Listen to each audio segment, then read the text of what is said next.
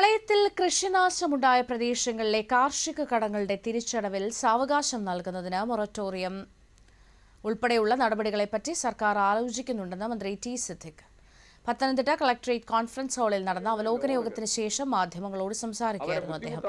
പ്രളയത്തിൽ കേരളത്തിൽ 129 കോടി രൂപയുടെ നഷ്ടമുണ്ടായിട്ടുണ്ടെന്നും നഷ്ടം സംഭവിച്ച കർഷകർക്ക് വിത്തും നടീൽ വസ്തുക്കളും സൗജന്യമായി നൽകുമെന്നും മന്ത്രി പറഞ്ഞു. കഴിഞ്ഞ 5 വർഷത്തെ 90 കോടിയോളം രൂപ നഷ്ടപരിഹാരം കുടിശ്ശികയുണ്ടെന്നും ആ കുടിശ്ശിക നൽകാനുള്ള നടപടികൾ സ്വീകരിക്കുമെന്നും മന്ത്രി പറഞ്ഞു.